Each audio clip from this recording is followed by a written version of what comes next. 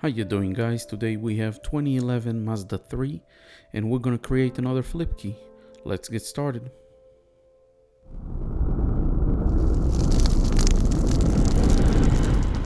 So I'm gonna use the Lishi MAZ24.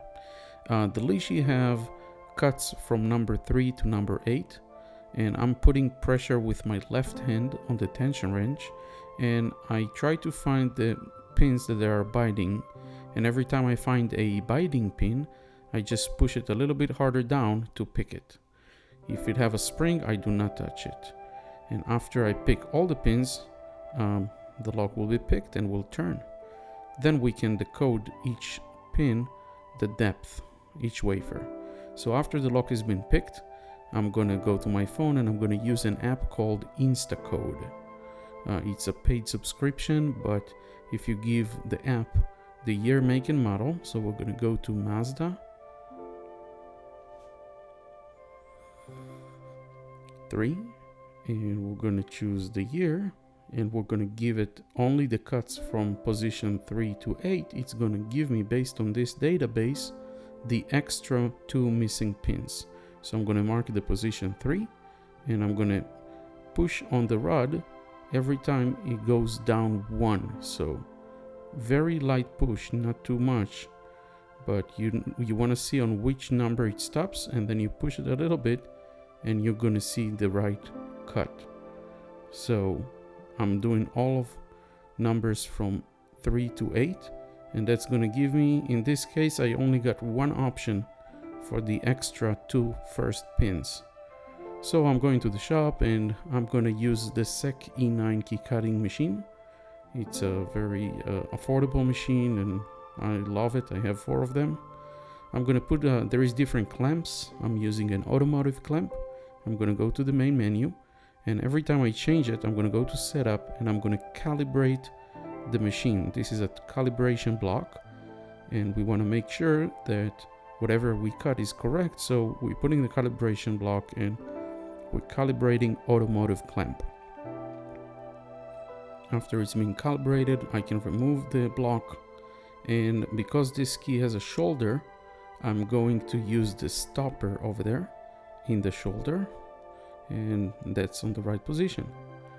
Now I'm gonna go inside the app to the result, and it's gonna tell me which Instacode card. So I'm going to search and I'm going to the tab that says IC card, which is Instacode.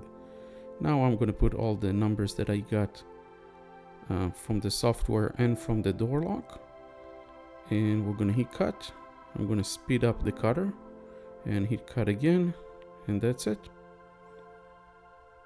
By the way, if you like those videos, don't forget to like and subscribe so you can see my daily videos. I really appreciate all of your comments and I always try to answer. So it finished cutting. I cleaned up all the metal shavings and we're gonna test it on the door. So the key turns nice and smooth, so we can check it on the ignition and start the programming. By the way, the chip and the remote are programmed separately. So you can have only one without the buttons, or you can have one with the buttons, but the remote part will have to be programmed separately. So I'm using Autel KM100 and I connected the OBD connector over there, and I'm always gonna start when the key is in the ignition on position. You can see the red blinking light over there. It's the security light. That means that the antenna checks the key and they don't recognize the chip. So I'm gonna start going to immobilizer, and we're gonna try to find Mazda. It tells me that it's not communicating with the OBD, so I'm gonna go to VCI and make sure that the Bluetooth is connected. So now it's connected. We can go automatic selection and read the VIN number.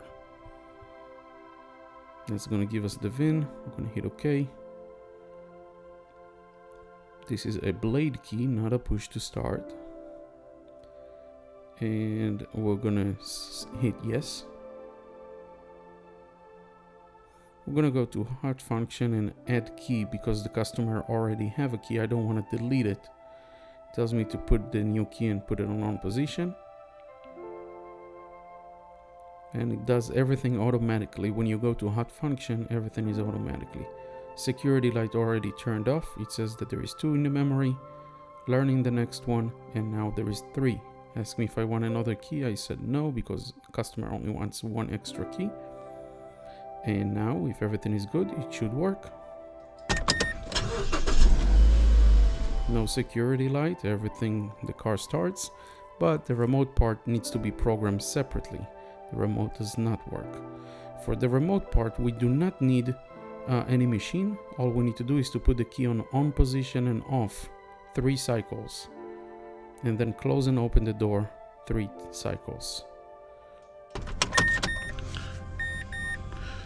1, 2, 3. 1, 2, 3.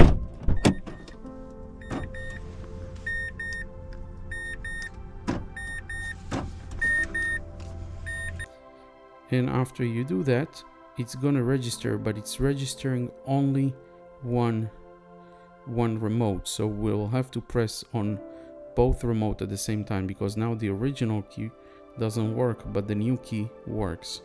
So we're gonna have to do it one more time in order to program the original and the new together.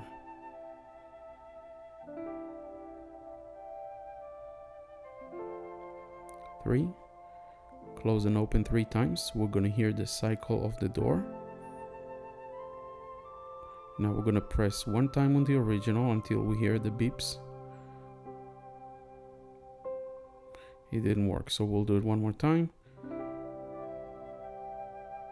3 times. Now we have a cycle. 1, 2. 1, 2. And now it registered both keys. Now we have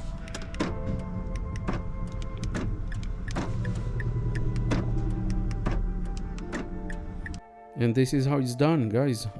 Appreciate it. Don't forget to like and subscribe. Let me know in the comments below if you have any more questions, and we'll see you next time.